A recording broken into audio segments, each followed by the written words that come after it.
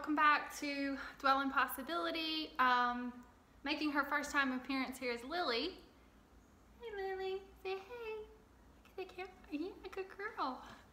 I'm here today to share with you guys some of the books that I bought in July. I couldn't remember all the ones that I bought because I've already read them and shelved them. So I just pulled some that I hadn't shelved yet off, or that I hadn't started reading yet, or one that I'm currently reading, so that I could talk to you guys a little bit about some of these and where I got them from, etc., etc. So I bought these from various places, and I think I remember the majority of them where I got them from, so I will share that with you as we go. So let's just get started. The first book that I'm currently reading is called The Cheerleaders by Kara Thomas. This is the same author that wrote Little Monsters, which was a big hit, like maybe last summer or the summer before, I can't remember.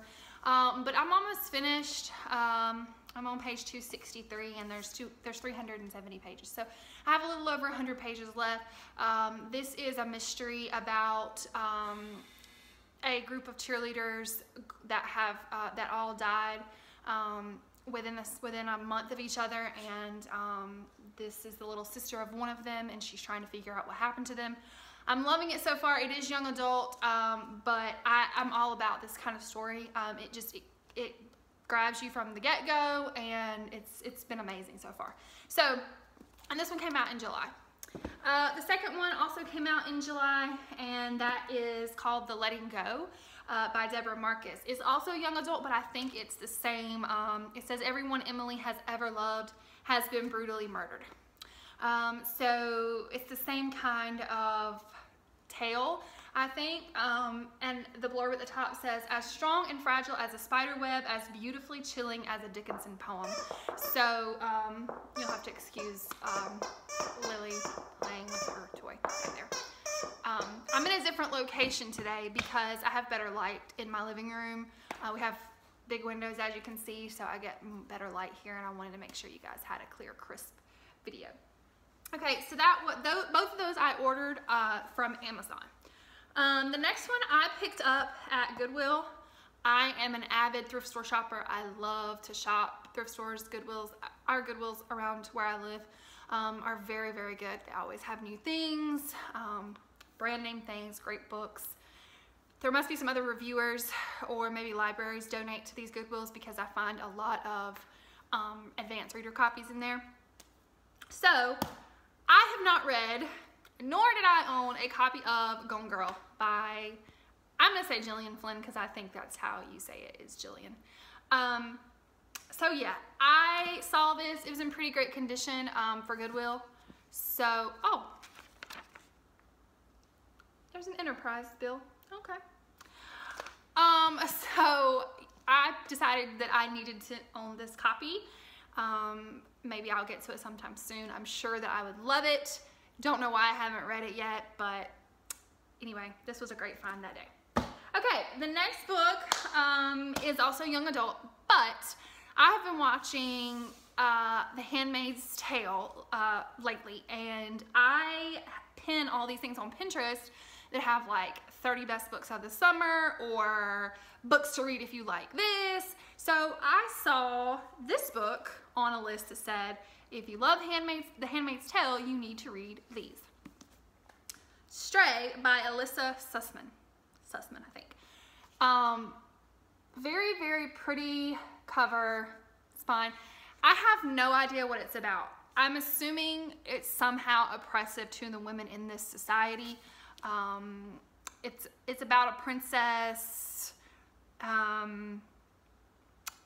So at the bottom of the synopsis says, after all, is it wrong to want what you do not need? It is wrong to want what you do not need, isn't it? So I just love the cover. This came out a couple years ago, I think 2016 maybe, or 2015, I'm not sure. But this was on that list, so that's why I picked this up, and I got this one from Book Outlet. It's in really good condition. I think I paid $3 or $4 for it. Okay, the next one, again, with my thriller-ish mystery things. Okay, this is a young adult book. I also got it from Book Outlet, but again, it was on one of those lists. If you liked this, read this. And that is Bad Girls with Perfect Faces by Lynn Weingarten. Really, really cool cover. And so the premise here is that I think it's a group of friends and one of their friends gets catfished. And they go after this girl and try to find out who she is and,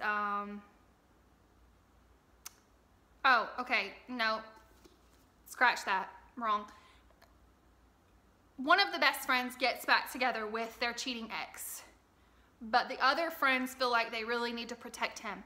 So they pose as a guy online to try and lure this girlfriend away and just prove, you know, how bad she is for him.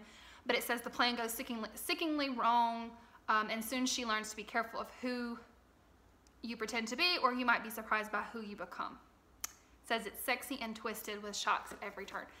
Again, that's my kind of thing. This is what I live for. Look at Lily being all cute. Lily. Okay, the next one is also a young adult. I got it from Book Outlet. Bad Girls with Perfect Faces. If I didn't say, I already came from Book Outlet. The Sandcastle Empire. I remember this being big a couple summers ago, maybe even last summer. I'm not sure. I can't remember. I got that teacher brain going on. But anyway, I got it on Book Outlet. It was like $6. Really good condition. I think this has something to do, let's not, you know, go by what I think because we've seen that's wrong.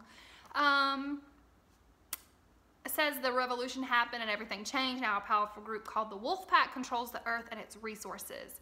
Eden has lost everything to them.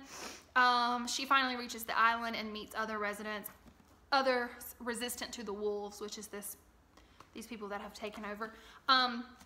Usually this is not my kind of thing, but it got great reviews. The book reviews are rave about it. So I needed to make my $35 quote in my cart to get $5 off, so that's why I picked this up. Okay, man, I've got a lot of young adult in this stack here. So the next two I got off of Amazon. This one just came out in July and it's called Wrong in All the Right Ways by Tiffany Brownlee. Very, very pretty cover. Very pretty cover. And I think it's about this girl that falls in love with her foster brother. I'm pretty sure.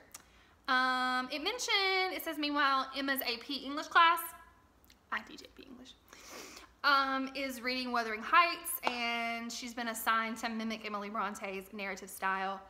So, with undeniable feelings and no one to confide in, Emma's got a lot to write about.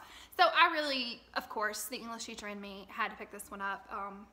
We're not right, but we're not wrong. How pretty.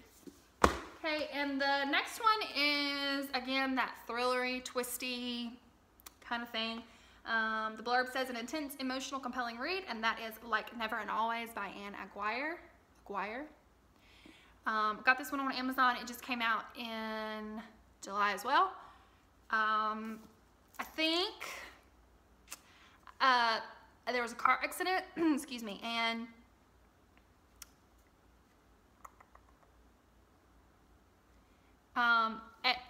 there's two girls, I think, maybe, let me not. I think so. There's two girls, one of them ends up dying. The other one's alive, but everyone in the hospital is calling the girl alive this girl's name, the girl that died. Sounded cool premise. Never read anything like that before. So, and it was a really cool cover. Okay, I'm almost to the bottom. I went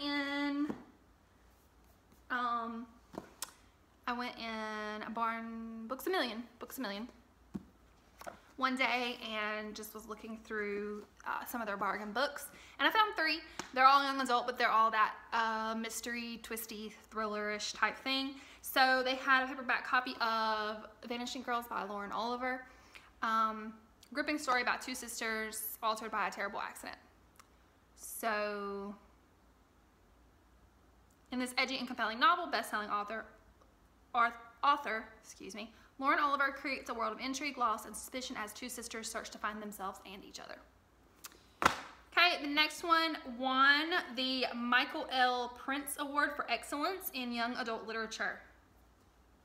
It's called And We Stay by Jenny Hubbard. Very thin book, yeah.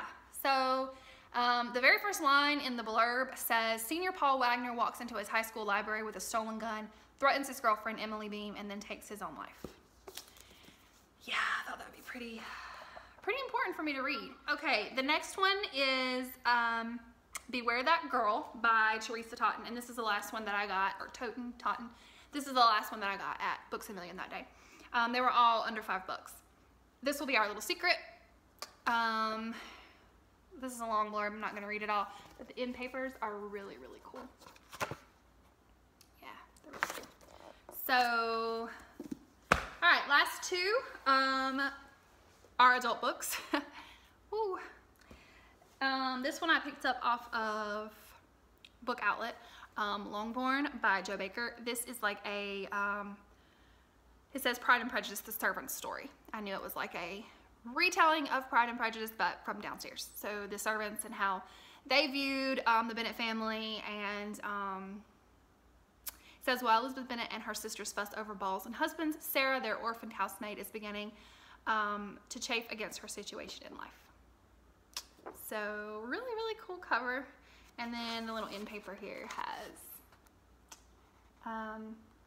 their home, Longborne. So, okay, last one. Like I said, I know there's more that I bought last month. I don't know where they are. I bought this off of Amazon, Social Creature by Tara Isabella Burton, that white balance there. There we go. So this is a thriller as well, I believe. I have not picked it up yet, but a dark, propulsive, and addictive thriller, splashed with all the glitz and glitter of New York City. Sounds awesome. Oh, I want to read you this little part right here. Louise has nothing, Lavina has everything. After a chance encounter, the two spiral into an intimate, intense, and possibly toxic friendship. A talented Mr. Ripley for the digital age, this seductive story takes a classic tale of obsession and makes it irresistibly new. Really cool cover. The cover kind of makes you think it's going to be some, like, I don't know, Black Swan something. Yeah, what it reminds me of. But, okay, so that's most of the books I bought last month. Here's hoping for a great August, and I will see you guys soon. Bye!